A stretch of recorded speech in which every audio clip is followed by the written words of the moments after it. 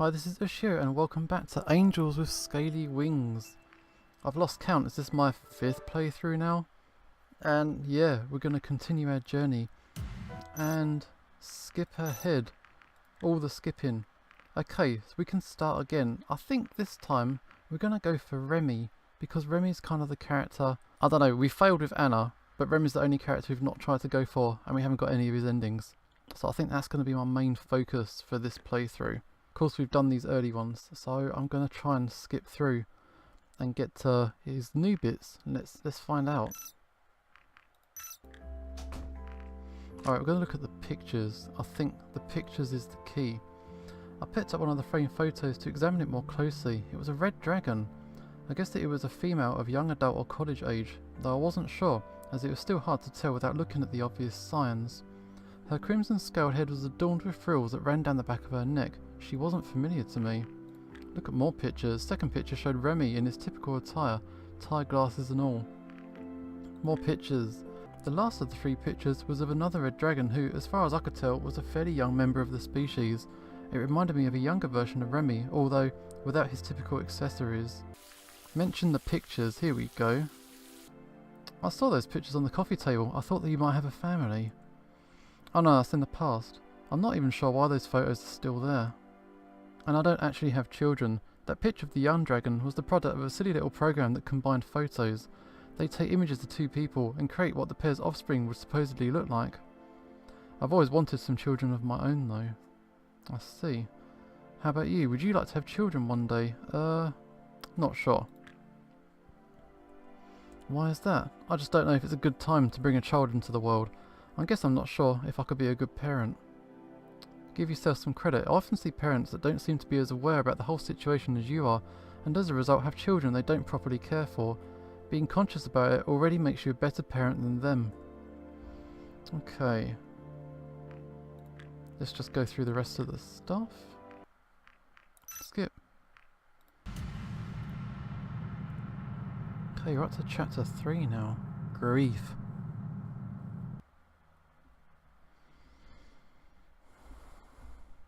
Okay, here we go. Anna is dead. Let's chat with Remy. Yeah, this is new. Hey Remy, what's up?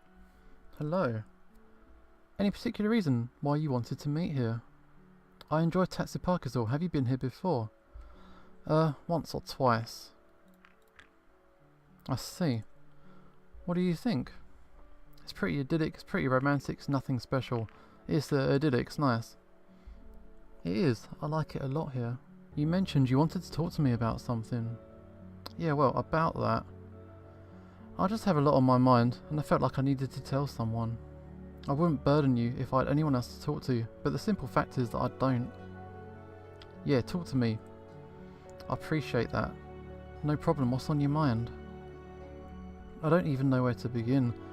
Do you ever feel like there's an emptiness inside you? That every day is the same joyless routine and that you wish you could escape but you can't? I used to. I see. Is this about Emma again? Well, it's not just about her, but working with her doesn't make things easier. To think that just a few years ago I was the happiest I could have been, and now I've got nothing but my miserable life. Okay, what happened? Long story. Well, we got all the time you need, bro. Okay, well. A few years ago, I worked in the public sector. I mean, I still do, but my position was a different one. I didn't work under a minister back then. I was part of a committee tasked with providing independent and factually backed opinions on community topics. It was supposed to help out not only politicians, but also the general populace. Free from outside interference, we did our own fact-checking based on research and publicly reported our findings. Our individual members didn't always agree, but we made sure the end results were based on verifiable facts. In this way, we offered a variety of comprehensive opinions on difficult topics. We found the truth and allowed people and politicians to make up their minds from there. Our work was a key influence in the community, and because the conclusions of each individual member were often very different, it could never be said that we were biased. It was during one such assignment that I met a certain person named Amelia. My task was to determine the viability of several projects, each competing for a research grant from our council. Amelia was a member of one of the scientific teams vying for a grant. She was an inventor, and her group was always looking for ways to streamline hospital processes and tests by utilising new technology. The first time I saw her was when our committee watched her group's pitch. One of the things we had to do was determine whether their claims and goals were realistic. In her case, they were. Ultimately, they didn't get the grant, but when she recognised me in a restaurant a while later, we started talking. She was very smart, and I admired her spirit. She just wanted to help people with her talents, and in this way, she reminded me a lot of myself. We kept seeing one another, and we grew close. Before long, we were dating. It felt so right. I thought our relationship was about to become very serious, but then she informed me that her research group had applied for another grant.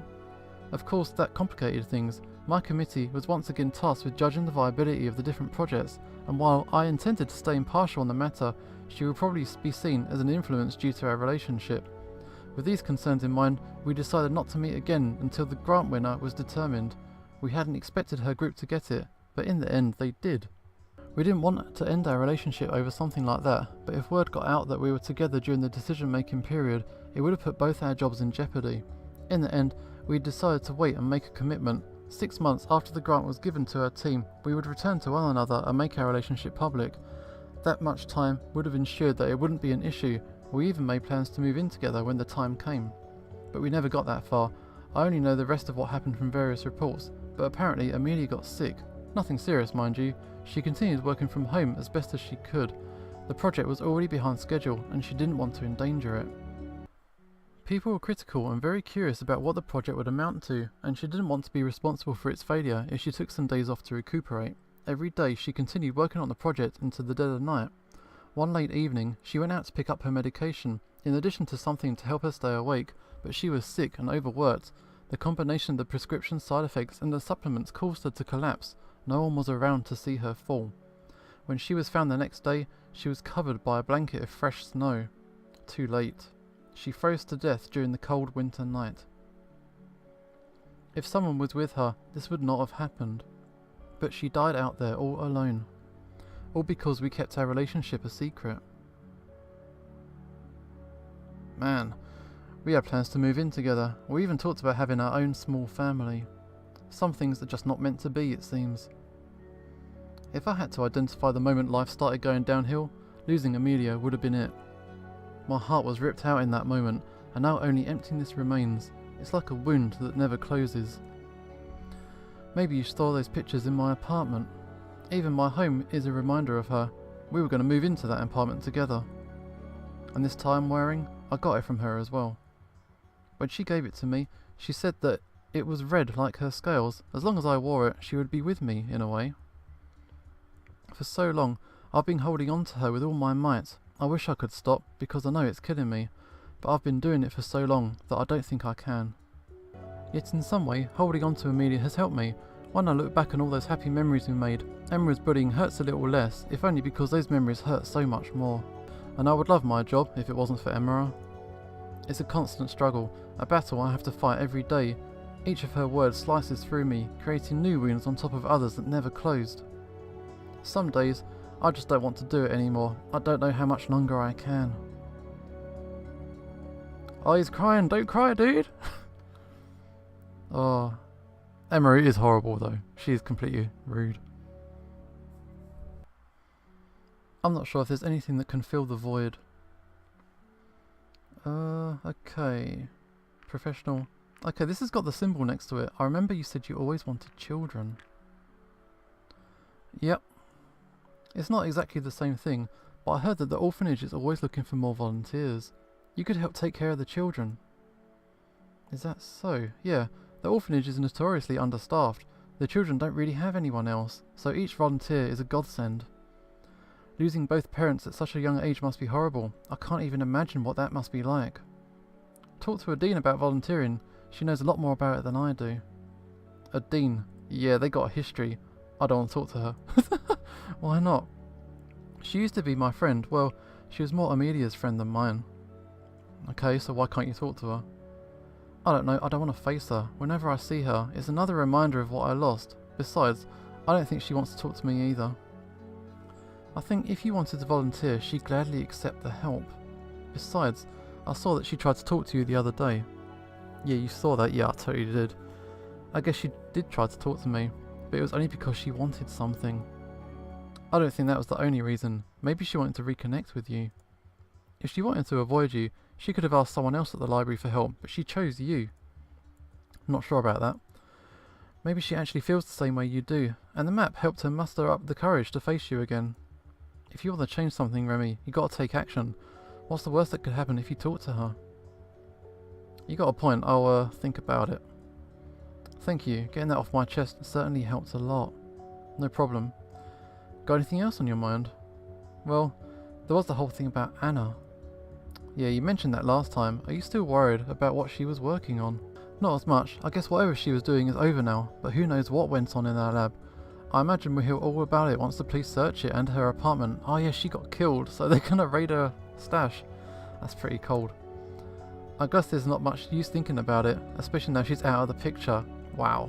In the end, I can't help but feel a little sorry for her too. With her condition, I imagine that the Ministry's disapproval must have been a tough pill to swallow. What are we talking about? She had cancer. I see. That kind of diagnosis would drive some people crazy. Maybe that's what it did to her. Having to live with that knowledge must have been difficult. Remy paused and gave me an embarrassed smile. Quite a bit of time has passed since you arrived, and you've barely been able to speak. I've been talking a lot. I don't mind. There must be a lot on your mind too. Ooh, not really, or there is. Yeah, there is. Murders and stuff, come on.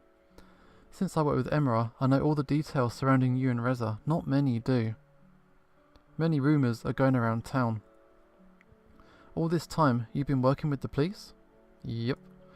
And now you're hunting the person who's supposed to be your partner. That must be hard work for you. I came here because I wanted to do the right thing. Nothing about that has changed. What kind of person is Reza anyway? The kind that stops at nothing to achieve what he believes in. I can see that. We've already witnessed just how far he will go. What do you think about him? Honestly, I'm not sure. Back home, this relentless quality of his was admired, but I certainly don't condone his actions. Given what I know about him, I think he must have a reason, as weird and twisted as it may be. What about you? I've got my own principles. I see. How's your hunt for Reza going anyway? It's not too great. We don't have any strong leads or any idea of his whereabouts. In the end, we're just following his trail of murder and destruction. People are getting scared. The rumours are starting to take effect. I thought Emma was going to give a press conference to warn the public. That didn't happen. She feared the potential backlash if people knew about Reza while you were still here, so for the time being, he's been declared as a missing person. The public has been informed that if someone sees him, they're to call the police immediately. They were told he may be suffering from an affliction that makes him behave erratically. But some people were putting two and two together. No one's seen Reza for a while, even before he was officially declared missing. It's easy to line up the timelines and see that the murders started happening shortly after he vanished. What we know about the break-ins and thefts is also damning. The objects stolen all point towards Reza. I'm not sure how much longer they can keep it a secret. Okay, so how do you think the public are going to react, considering that I'm still staying here? I don't know. We can't really predict the public opinion, but you can bet there will be critical voices. I'm not sure how I could convince anyone that I'm not involved with Reza's plans. Well, you do have the council's support. If Emma voiced that you're on our side, it wouldn't be so bad if the public found out. Yeah, but she also made it clear that she believes most people won't have the same opinion. She won't support me publicly if there's a vote against me. That's true.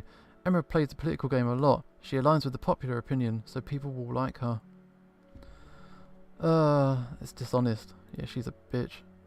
It is, but that's who she is. Does the public know about the portal's current state? No. If it can be fixed, it wouldn't be worth mentioning, and if they can't fix it, they aren't going to announce it before they know how to deal with the current situation. Compared to Reza, it's not really a problem. It might become one soon though. If word gets out that I'm suddenly his accomplice, what would happen to me? How would you even deal with Reza if you caught him? Not sure. I suppose we'd have to work something out between our legal system and whatever humanity has to say on the matter. If the port was done for, what then? Then humanity would be out of the picture for any legal proceedings. Reza would likely be held until contact has been re-established or just serve his sentence here.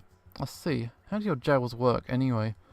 Well, if a crime has been committed and proven without a doubt, a jail sentence can be the consequence. Our delinquents live in an area separate from the rest of society, monitored at all hours of the day. They receive the help they need, and efforts are taken to make them realise their wrongdoings and integrate them back into the community. Life isn't that much different there as it is here. The spaces are more cramped for sure, but mostly it's just a very controlled environment. Not much of a punishment, is it? It's a consequence, not necessarily a punishment. Our society at large benefits more from people who are rehabilitated, and if mental issues are the cause, those can at least be found and addressed. That sounds like how it used to be back home. These days, in our city, you get 3 strikes. What does that mean? 3 infractions of our rules and you get thrown out of the city. If someone's a drain on our limited resources, we don't support them. Well, I can understand why you need to incorporate such a policy. The finality of it makes me uneasy. It's worked so far, and it's not as if the outside is completely unkind. Someone expelled from the city might find a different community or join one of the mobile groups. The situation inside our city-state is much better than the outside though. They're very strict with those allowed to live there. It's a privilege. Anyone or anything that threatens the inside society or the lives of its people is removed very quickly. How would a murderer like Reza be dealt with? An eye for an eye? No, we don't do that, but murder is a crime so heinous that immediate expulsion is the consequence, regardless of prior infractions. I see. What do the citizens think about the system? Some agree with the methods, some don't, but as long as it works, people don't complain. Weeding out undesirable elements is what keeps the standard of living intact. I guess that means politics don't play a big role where you come from. No, they won't change a working system. It varies here, but I'm so tired of Emma and her games. As I work with her, I can see exactly how she plays the public. I know every council member has their own approach, but everything she does is so tailored towards the public's expectations. For her, it's just a popularity contest. You know what, that gives me an idea. Okay, what you got? The human visit and all of the associated consequences are her responsibility, aren't they? Yep. For her, this situation with Reza must be utterly horrifying. She keeps talking about preventing public backlash, but she's really just trying to protect herself. Okay, that sounds accurate. Maybe we can use that to our advantage. Okay, how? She can't send me back to my world right now. That makes me the only one here with knowledge of Reza and humans in general. Okay, true. If I speak from this point of authority, we should have a much easier time convincing her of anything we want. Okay, you couldn't convince her to let you stay in our world though. Yeah, I was trying to use reason to plead with her. I didn't take into account her fear of public backlash. I think we can manipulate this fear of hers and use it to our advantage. If there were consequences to fear from Reza, me or the rest of humanity, and those consequences would make her look bad to the public, that would be reason for her to reconsider any action, right? I suppose, but what situation could this be applied to? She nearly sent me back through the portal. If she tries anything again, at least we have something we can use against her. I think I see where you're coming from. Reza's still a mystery to me though. All things considered, wouldn't it be beneficial for him just to stay here? No offence, but even our prisons offer a better standard of living than your city. As such, couldn't that be a reason for him to have vandalised the portal? I don't think so. You're right, your world is much better shape than ours is. But even if Reza could stay here, he wouldn't. He came here for the same reason I did, to help our people. He has a very pronounced sense of duty to humanity, and I believed in him when he stepped through the portal. He proclaimed that he would do everything he could. When I met him again in this world, I had the impression that he wanted to get our mission over with as soon as possible so he could return to our world with aid. That's going to be difficult with the portal out of order though. The person who did it probably didn't realise it wasn't a very good idea. This might make Reza even more desperate. Who knows what he will do next? And if anything happens, I can't leave either. If the portal's gone for good, I suppose you'd have to stay here. What do you think about that? It wouldn't be so bad. Of course I still want to help our city, but if there's no way to return, I wouldn't mind living here. I see. Only now do I realise that everything I told you earlier must seem so petty compared to the struggles you face. We all have our own struggles. Come on. That is true. I can't even imagine what life must be like where you're from. Back home, I'm just trying to survive and help others do the same. That hasn't changed. I'm almost afraid of going back to the city though. Times are so rough. Yet, even if I didn't have to go back, I would. I can't just leave them like that, you know. I have to try and do what I can. That's why I came here. I wish I could be that strong. You can't deal with it. What does that matter? Who says you can't? I don't know. You told me about your old job. Yeah, I miss those days. What about it? It's not exactly the same thing as saving a city, but you were helping people, weren't you? That is true. Maybe, once your term with Emma is over, you could do something like that again. I really wish I could. Can I ask you a question? Of course. Do you even like me? There must be a reason why you've put up with me for this long. What are you talking about? Do you consider me a friend, or maybe more? I like you as a friend. I like you as more than a friend. Is that so? In that case, well... He's nervous. The summer festival's coming soon. It's an event we hold in town every year. They've got fireworks, all kinds of shows. It might be fun for you to experience a different part of our culture. What do you say? Would you like to accompany me? I'd love to, but I can't promise I won't have other obligations at the time. I see. Well, I'll call you and we'll see if we can work it out around our schedules. Sure thing, then it's settled. I probably should get going now though. Thanks for hearing me out. Likewise. Nice.